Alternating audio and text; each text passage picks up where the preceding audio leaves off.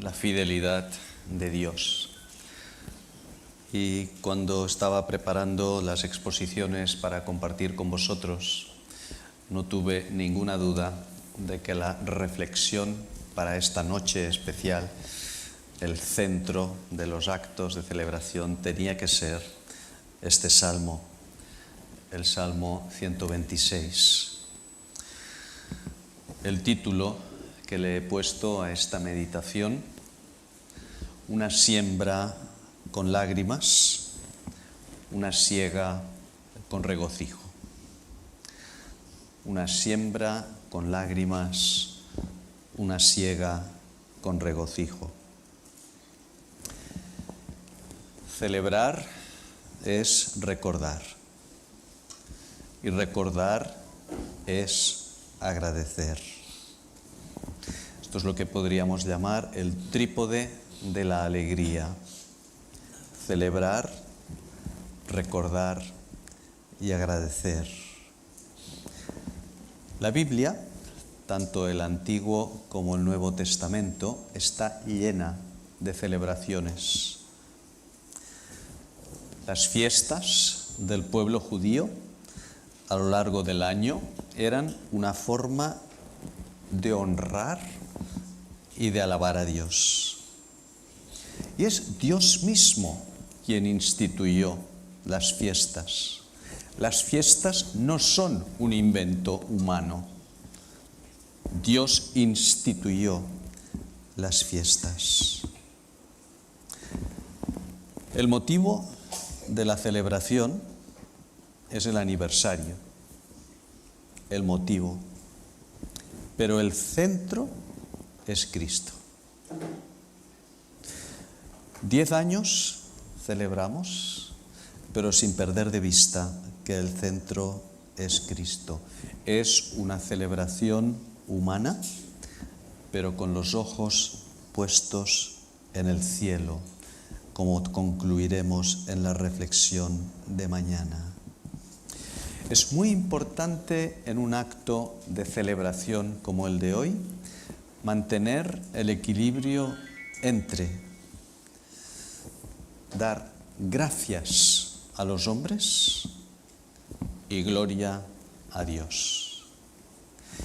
Es bueno, es necesario, es conveniente dar las gracias a los siervos de Dios, hombres y mujeres, que hacen posible la obra. El apóstol Pablo dice en Filipenses 2 de Timoteo y de Epafrodito, les alaba, les pone por las nubes y les dice: a los tales hermanos, tenedles en alta estima y recibidles. Ser agradecidos, dice el refrán popular en español, es de bien nacidos. Yo diría, y es voluntad del Señor. Gratitud a los hombres, pero gloria para Dios. En este salmo tenemos un buen ejemplo de este espíritu de celebración. El Salmo 126 forma pareja, es prácticamente una unidad con el 125. Son un tándem. Y en realidad forman parte de un bloque de 15 salmos a partir del 120. 15 salmos consecutivos forman un bloque que son los llamados salmos del ascenso o de la peregrinación. Y eran himnos cantados por el pueblo mientras ascendían al templo. Por cierto, debían tener muy buenos pulmones para cantar mientras subían una cuesta. Me hubiera gustado escuchar al pueblo cantando mientras subían en la cuesta. No es fácil subir, jadear y cantar al mismo tiempo, pero lo hacían. Subían cantando. Por esto se les llama cánticos del ascenso o himnos del ascenso. En el Salmo sobresalen 3 frases, cada una de las cuales refleja un sentimiento del pueblo y un rasgo del carácter de Dios. Ciertamente estamos viendo la fidelidad de Dios para con su pueblo. Ayer vimos la fidelidad de Dios en la vida de una persona, hoy la vemos en la fidelidad del pueblo, pero igual que ayer decíamos que todo lo que Dios hizo con Jacob lo podemos aplicar al pueblo, hoy todo lo que se aplica al pueblo nos lo podemos aplicar a nuestra vida personal e individual. Es inseparable. ¿Cuáles son estas tres frases? Voy a mencionarlas para después desgranarlas poco a poco. No os preocupéis que hoy seré mucho más breve, ¿eh? No voy a estar tanto como ayer, la reflexión de esta tarde es muy breve, 25 minutos, como mucho 30. Soy consciente de que es hoy un culto mucho más largo. Grandes cosas ha hecho el Señor con nosotros. Gratitud. Estamos alegres. Gozo. Irá andando y llorando el que lleva la preciosa semilla, volverá a venir con regocijo, confianza. Fijaos que cada una de estas tres frases refleja un aspecto de la fidelidad de Dios en un tiempo, el pasado, el presente y el futuro. Grandes cosas ha hecho el Señor, pasado. Estamos contentos, hoy hay gozo. Volverá, la última está en futuro, irá andando y llorando, volverá. Vamos a ver cada una de estas tres frases brevemente con estos sentimientos del pueblo y los rasgos que describe del carácter de Dios. En primer lugar, gratitud. ¿Recordáis el trípode de la alegría? Celebrar es recordar y recordar es agradecer. Versículo 3. Grandes cosas ha hecho el Señor con nosotros, estaremos alegres. Mirar atrás al pasado. Recordar las cosas, las bendiciones que Dios ha hecho por el pueblo, por nosotros hasta aquí. Es muy interesante saber que el verbo recordar en forma de imperativo, recordad, recordad, acordaos, acordaos, es el verbo que más veces aparece en el Antiguo Testamento en forma de imperativo. No hay ningún otro verbo.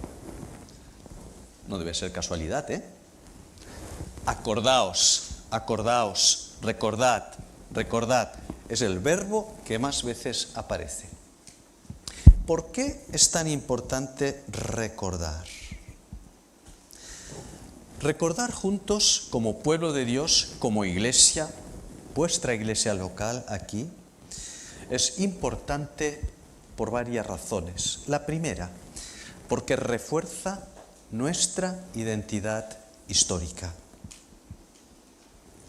El recordar refuerza nuestra identidad histórica. ¿Qué quiere decir esto? José Grau, un teólogo y pensador evangélico casi contemporáneo, falleció recientemente, dijo en una de sus frases: toda colectividad o individuo que pierde sus raíces está en peligro de perder también su identidad. La comprensión de la propia historia, de vuestra historia, es esencial para entender y defender nuestra identidad. Cuando se nos preguntan: ¿y vosotros quiénes sois? ¿De dónde venís? ¿De dónde venimos? Conocer de dónde venimos nos permite saber quiénes somos. Poniéndolo en otras palabras, la conciencia histórica como pueblo de Dios forma parte integral de la fe. La conciencia histórica como pueblo de Dios forma parte integral de la fe. ¿Recordáis el discurso de Esteban, el primer mártir de la iglesia primitiva? ¿Recordáis algunos de los discursos más celebrados del apóstol Pablo en sus defensas, en sus juicios? ¿Qué ¿Qué hace el apóstol Pablo en su predicación ante las autoridades civiles, sobre todo las civiles, las autoridades romanas? Una extraordinaria defensa histórica de la fe, desde el principio hasta el final. Apelan, aluden a sus raíces históricas. La historia no es un capricho de unos pocos intelectuales evangélicos. Conocer la historia es muy importante para reconocer nuestra identidad. Por ello os felicito por haber pensado en la importancia, en el valor estratégico de recordar el 10º aniversario, y no solamente el 10º aniversario, sino también recordar pues, el origen de la Iglesia en los años 60 y, como veremos después, incluso más atrás. Recordar lleva a la gratitud. Recordar lleva a la gratitud. Y dar gracias es una forma de amar. Dar gracias es una forma de amar. Por esto os decía que es tan importante. La ingratitud contrista, entristece al corazón, es un agravio. En la gratitud está la raíz del pecado. Romanos 1 nos dice que el pecado consistió en que, habiendo conocido a Dios, no le glorificaron ni le dieron gracias. Qué importante es la gratitud. Así pues, para entender el presente hay que conocer y reconocer el pasado. Nosotros somos hijos de, nuestros padres son, y la verdad es que es muy emotivo estar hablando de este salmo aquí en Sevilla, cuna de la Reforma. Qué orgullosos podéis sentiros los sevillanos de haber sido el germen de la Reforma, que aunque fue aplastado y destruido, la sangre, las cenizas de los mártires fertilizaron la historia que ahora estáis celebrando. Y si vosotros y nosotros estamos aquí, desde un punto de vista de la providencia de Dios, es porque esta historia fue fertilizada con su tremendo testimonio, con los autos de fe y la Inquisición. Si hoy celebramos este 10º aniversario, es porque ha habido siembra con lágrimas. La siembra con lágrimas de estos hermanos que hemos visto en este guión audiovisual tan hermoso. Los líderes recientes de la Iglesia, los que ya no son líderes y están aquí presentes, los que fundaron la Iglesia en los años 60, en medio de circunstancias muy difíciles, cuando dar testimonio público de la fe podía significar, como mínimo, una multa equivalente al sueldo de un mes. Conozco numerosos creyentes en Barcelona y concretamente en la ciudad donde vivo, en Tarrasa, que numerosas veces los creyentes perdieron todo el salario del mes por multas que se les imponían por el testimonio.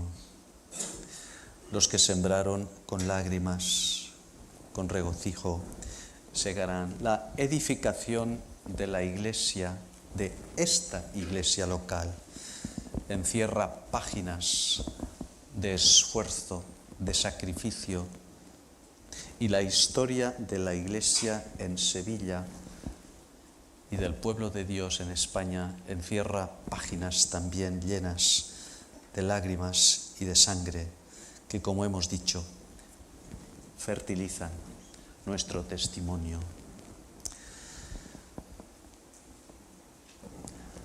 Hemos dicho que cada uno de estos aspectos recuerda una virtud, un atributo del carácter de Dios. Grandes cosas ha hecho el Señor con nosotros. Celebra la fidelidad de Dios. Este aniversario esta congregación que está sentada aquí esta tarde es un monumento a la providencia y a la fidelidad de Dios. Ya se ha mencionado, Ebenezer significa hasta aquí nos ayudó el Señor. Por tanto, en primer lugar, miramos atrás con gratitud. Miramos atrás con gratitud y celebramos la fidelidad de Dios. En segundo lugar, gozo. También en el versículo 3, estamos alegres. Después de mirar atrás y dar gracias, celebrando la fidelidad de Dios, miramos al presente y decimos, estamos alegres. Una siega con regocijo. ¿Recordáis el título de la reflexión de esta tarde? Una siembra con lágrimas, una siega con regocijo. Nosotros hoy, vosotros, estáis segando con gozo, con alegría, lo que nuestros padres y abuelos sembraron con lágrimas.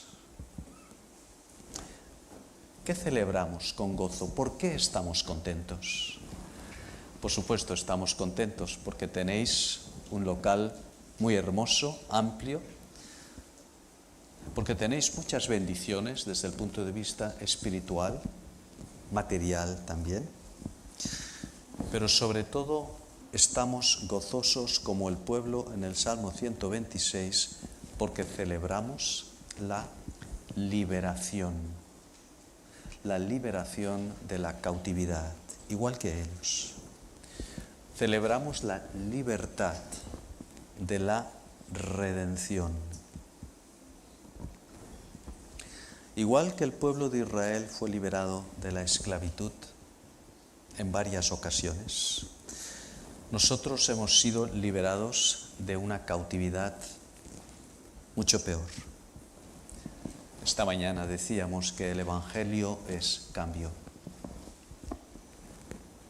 ¿De qué hemos sido liberados? ¿Cuál era nuestro cautiverio? El pecado. Y aquí las personas que no están acostumbradas al lenguaje espiritual o religioso dirán, ¿pecado? La palabra pecado es poco como una especie en vías de extinción. Ya nadie habla del pecado. Yo estoy casi seguro que dentro de 30 o 40 años la RAE, la Real Academia Española de la Lengua, probablemente va a quitar la palabra pecado del diccionario. Es una palabra en vías de extinción. Estoy convencido de esto. Pecado no existe. ¿Qué es el pecado? ¿Sabéis una definición de pecado? Que es eterna, contemporánea, relevante, contundente, que todo el mundo entiende. Pecado es la incurable adicción al ego. El pecado es una incurable adicción al yo. Y esta adicción es tan fuerte, es tan intensa, que ninguno de nosotros puede liberarse de esta adicción. Y es precisamente de esta adicción al ego que la Biblia llama pecado, de la que Cristo vino a liberarnos. Por esto celebramos la liberación de la cautividad, del pecado. Y como hemos visto en este versículo precioso con el que ha concluido el recuerdo de los que nos han precedido, la liberación del temor a la muerte. La persona que vive sin temor a la muerte vive de una manera totalmente diferente. Decía Tolstoy, un escritor cristiano, el que no teme a la muerte es señor de todo. El que no teme a la muerte es señor de todo. Por tanto, vivimos el presente con gozo. Celebramos la liberación de Dios. Vamos a repasar lo que hemos estado diciendo hasta ahora. Acompañadme en el repaso. 3 frases, celebramos 3 cosas, 3 rasgos del carácter de Dios. En el pasado celebramos lo que Dios ha hecho, gratitud por la fidelidad. En el presente tenemos gozo porque somos libres. La redención, la esclavitud de esta liberación del ego.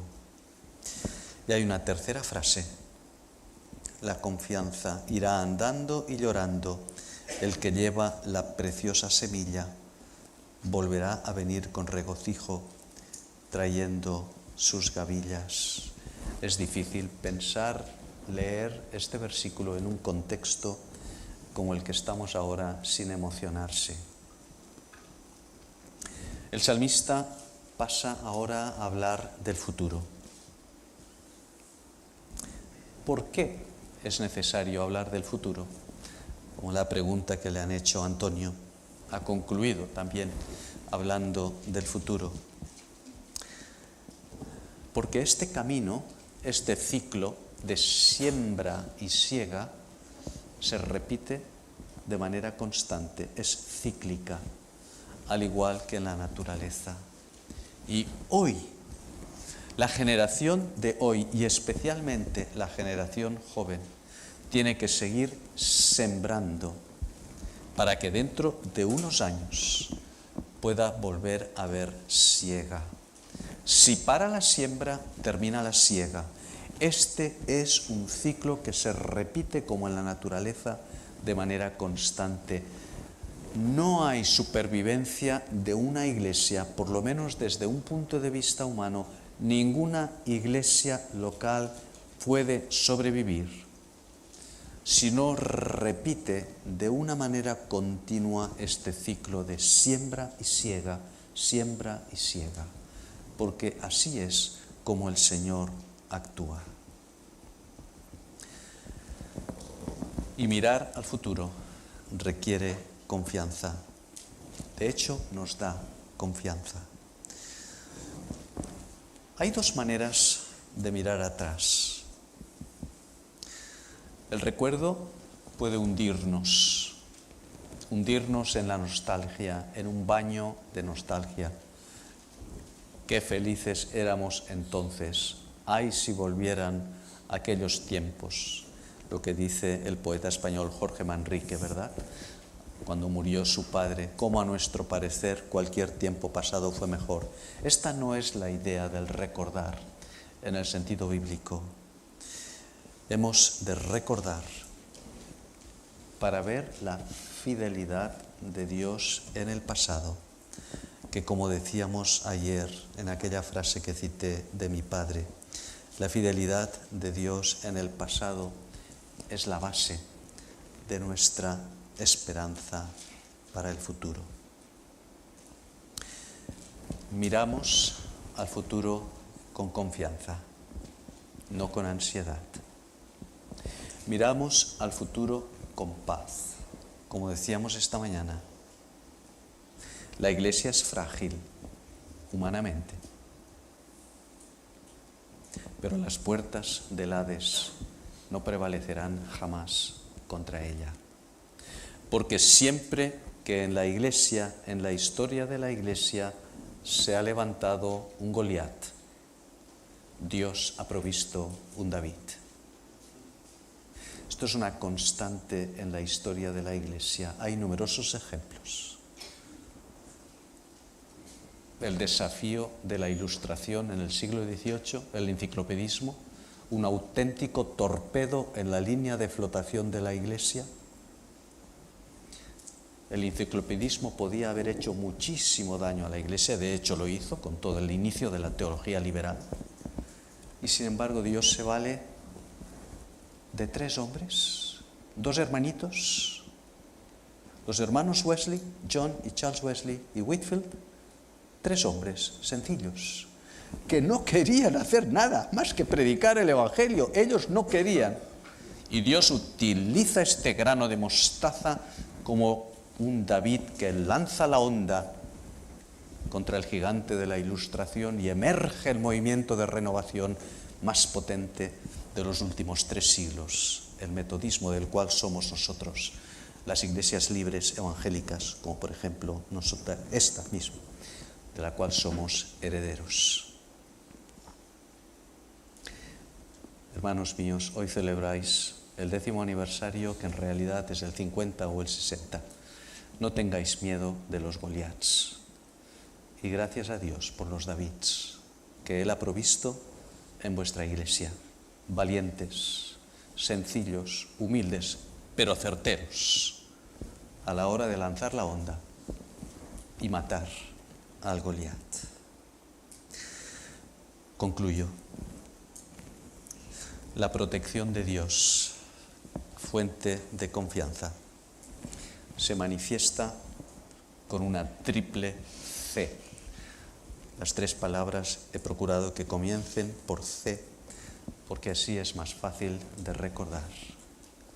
Dios conoce, Dios controla, Dios cuida.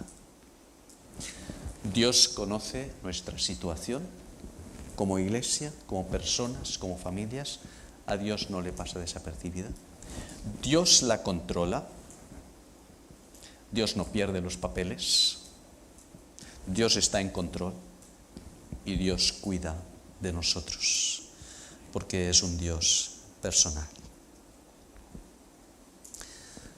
El Salmo 125, que como os he dicho forma tándem, una unidad casi indivisible con el 126, dice: como Jerusalén tiene montes alrededor de ella, una ciudad fortificada por montes, los que habéis estado en Jerusalén lo recordaréis muy bien. Como Jerusalén tiene montes, colinas alrededor de ella, así Jehová ha estado alrededor de su pueblo, la iglesia, durante 20 siglos, y de esta iglesia durante los 50 o 60 años desde que iniciasteis vuestra andadura en camas.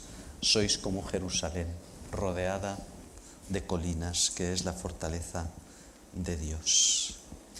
Miramos atrás con gratitud, miramos el presente con gozo, miramos el futuro con confianza.